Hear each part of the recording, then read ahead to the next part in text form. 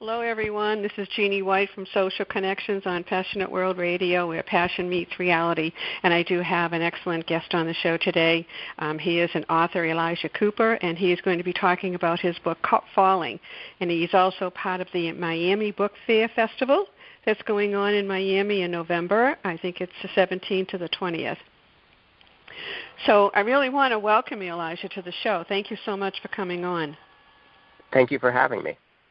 Okay, I wanted to talk. You wanted to talk about this book, Falling. When you read the word falling, you think people are falling, but it's a different. For me, it was like you're falling in love. Oh, that's such a sweet way of putting it. Because in a way, it's true. This is a kind of a love letter to my family and also to the doctors who really kind of saved my daughter who had cancer. So, yeah, it was kind of falling because I definitely fell apart through watching my daughter go through this, but almost I was writing this to figure out how we catch ourselves too. How do you heal? And then, exactly. I know if you'd like to tell a little background about how everyone found out that Zoe had cancer. Yeah, so you were at a baseball game, weren't you? Yep, it's appropriate that the Cubs are in the playoffs right now because I was actually at a Cubs game at Wrigley Field with Zoe when she was 5 years old, and she was sitting on my lap so she could see better, and I felt kind of a bump in her side. And that bump turned out to be a tumor, and it's a kidney tumor called Wilms tumor. And so very quickly after this kind of, a pleasant day at the park, everything kind of changed. And we had to have surgery, or she had to have surgery, and then radiation and chemo. The book, in a way, has a happy ending because just let's say, yesterday she was running in a cross-country race in the Bronx. She's a ninth grader, but this book is really about the 5 years from when she was 5 to 10 or so, when she was kind of going through this treatment and the process, and it was really difficult. She's all good now. The book again has a happy ending, but it was going through treatment and watching somebody who I loved in trouble was really tough, and that's, I think, why I wrote the book. I think it's an excellent book. I think a lot of parents should really read this because it shows the ups and downs of all the stuff about being in the doctors. Where do you sit? Who do you talk to? What are they doing for her? Does she understand? All these little questions that, for me, came about in this book, and it showed the trauma that goes on for the little girl, but it also is for the family because it affects the whole family. Right. I mean, that's the thing. It's like, Zoe is so strong. She's strong now, and she was even strong then. She was this 5-year-old who was running around the oncology clinic and kind of a tough little kid. And sometimes it is really hard to be a witness and to see somebody who's in trouble and know how to help. I mean, I think in these essays in the book, I was writing about that. It's like, is that kind of fear that we feel, that helplessness we feel when somebody we love is in trouble. And I still don't know the answer to that. I wrote a book about this, and I thought a lot about it, but I don't know what we do. I mean, sometimes there are people who pray, or there are people who lean on their friends. For me, it was about, I'm a children's book writer, and so I was thinking about how art would help me or help me deal with this.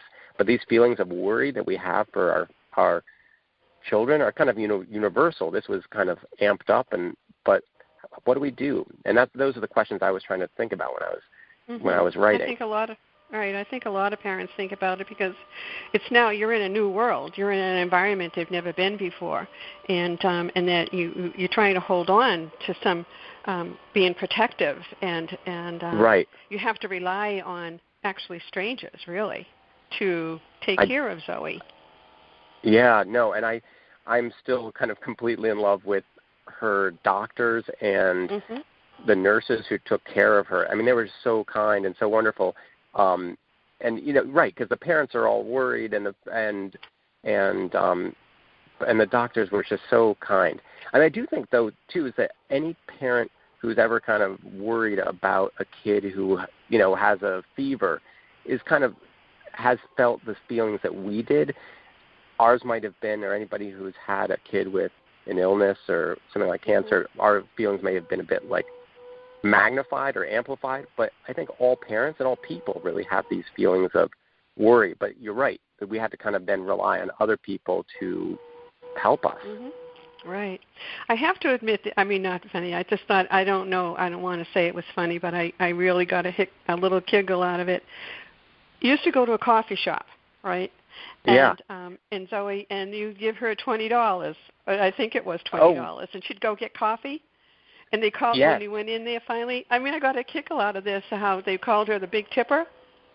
Right, because she went in. This was when she was in kindergarten, and her hair's coming out, and she would go in. I would send her into the coffee shop to get coffee because my other daughter, Mia, the younger one, was outside with me in the jogger and sleeping, and so I'd send Zoe in, and she'd come back with no change, and so then the coffee shop actually renames their hot chocolate after Zoe because she tips them so much.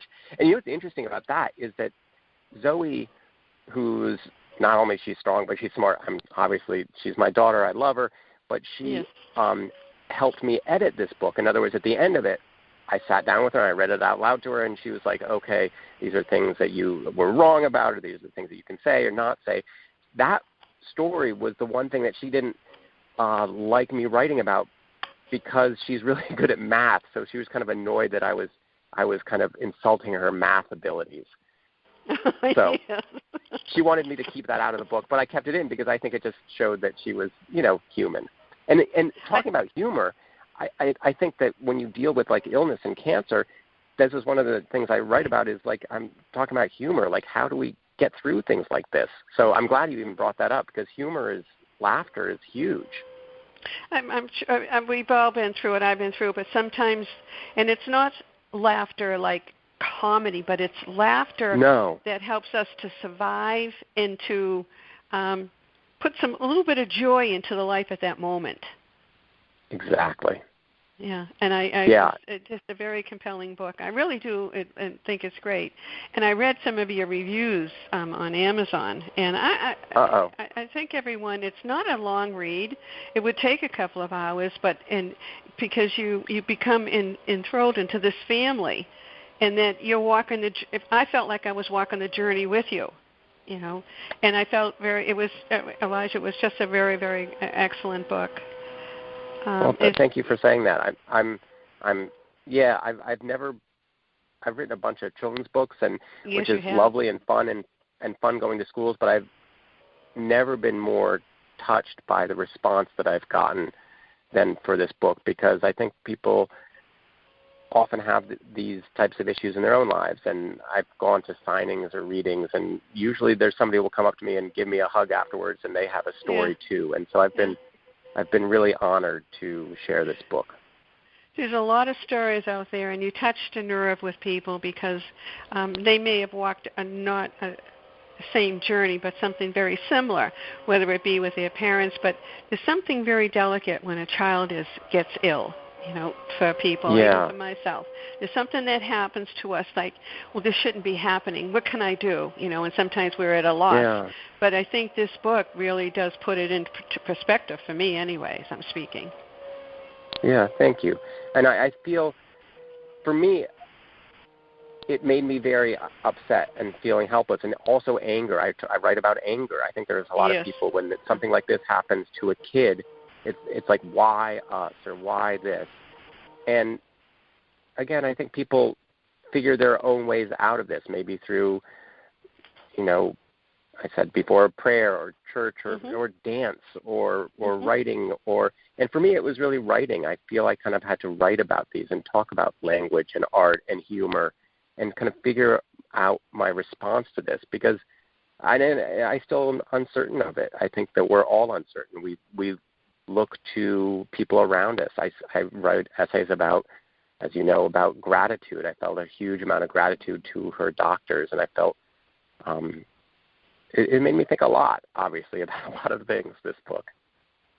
I know you put your hand, for a physician or a nurse practitioner or anyone that's associated with the healing of a child, you're putting your daughter's life in their hands. And completely.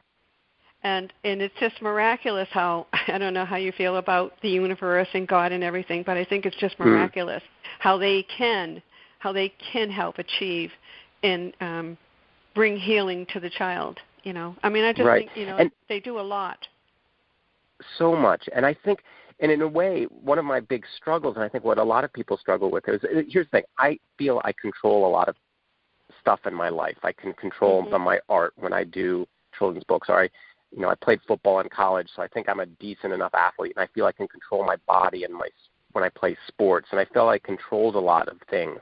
And here was something that came into our lives I couldn't control. And what do we do when we can't control things? And then it's true. We have to I had to give in a little and trust that she was going to be saved by her medical professionals. And I had to give in and have friends help me. And there was a lot of kind of giving in. And I'm not a very, giving person, or I'm not a very, I like to do things myself. I like to control things. I like to write, and I like to be an athlete. And I had to kind of give that up a little here. It's for anything when people feel they're in control of their own. But once you know that you can't control it, you have to release it. You have to give it to someone who's going to take care of it. And that's a hard thing to do. Hard, It's impossible. I'm still very bad at that. So, I mean, I don't know if I wrote towards the end of the book, I think I wrote something about how, I think I said, she got better, I got worse, or at least different. So I don't know if I necessarily got better, because this was a very hard thing, but I definitely changed to become more appreciative of the world around me. You notice things like we were talking before. You're over there at the side of a road and you're looking at a beautiful view. I mean, these things come to us and we should appreciate them. That's what I think. We appreciate everything. Yeah. And I know at the end there you were taking her to trapeze school. Yeah, no, at the end. At the end, she does this wonderful, and I think that was kind of the image that's on the front of the book of falling, is of her getting caught on a trapeze. It's like she went and did this kind of the flying trapeze down on the Hudson River in New York where we live, and it was just a moment of recognizing that she was going to get through, and it wasn't necessarily going to be me who was catching her. It was going to be all the other ropes and nets and things in her life, and that she was going to be okay, and that I had to kind of let go a little. Let go a little bit, yes. Yeah. It's which amazing. is hard. I'm again, I think I'm better, but I'm, being a parent, being somebody who loves somebody, it's always going to be difficult. Oh, yeah. It's hard to release. Hard. Yep. Very hard. Very hard. Well, I know your book, right? It's on Amazon.com. And are you going to be involved with the Miami Book Fair? I am. I'm going to be there. I'm going to be there doing a panel on Sunday afternoon in Miami. I'm looking forward to going down there. Very different from again, you're right. I'm looking out at a farm. I'm up in the Hudson Valley doing these drawings, and the farm, and there's cows in front of the farm, and a white barn, and it's kind of getting a little cold here, so I'm looking forward to coming down to Miami. But definitely. I'll be there on Sunday, November 20th. 20th, yes. I hope I can meet up with you just to say hello to you, if possible. That would be great. Because I'm going to be there. The station's going to be there. But before I close, is there anything that you would like to say to the audience, either about you, your daughter, the book, or any kind of inspiration for people that maybe who are listening could need a little encouragement? Well, I hope people read this book, and I again have been so touched by the reception I've gotten. I think I almost hesitate to give advice, because the thing about something like cancer or something like an illness that happens in a family is that everybody kind of has to walk that alone. I know I did, and I know that for me, I needed to use words to write my way out. As I said before, I think we find different ways to get ourselves out of these kind of tough times when our families go through these things. And I think everybody has to find their own way, For me, it was writing. But again, there are other responses. I mean, I love humor. I love art, and I love watching football games. You know, there's so many different ways that we respond, and maybe the key is that people need to find. It sounds a little trite, but their own kind of path to get themselves out of it. No. And we're all very different, so I kind of hesitate to say this is. I mean, what worked for me was writing. I'm not sure I shouldn't have said advice, but something that would inspire someone, or there is hope. That's what I'm trying to say. There is hope for everyone. Yeah. That's what I'm trying to say. Yeah. Well, I think there is. I think, oddly enough, this kind of cancer scare made me more hopeful. Yeah, I think so. I mean, I've been through my own, so I know there's always hope. There's always an end to that. There is a light at the end of the tunnel, really. Exactly. Well, Elijah, exactly. I want to thank you so much for taking the time to speak with me today. It was really an excellent conversation with you about your book, Falling, and your family and your daughter, Zoe. I can't thank you enough for being here, and hopefully I can meet up with you at the Miami Book Fair in November. That would be wonderful. Thank you for talking with me. This was really nice. Oh, thank you. Thank you very much. I'm going to end now, people. This is Jeanne White from Social Connections, Passionate World Radio. I was just talking to Elijah Cooper, the author of Falling. It's a story about a daughter and a dad and their journey. And if you have a chance, it'll be an excellent book to read. And thank you, everyone. Have a great day, and see you on the radio next week. Bye.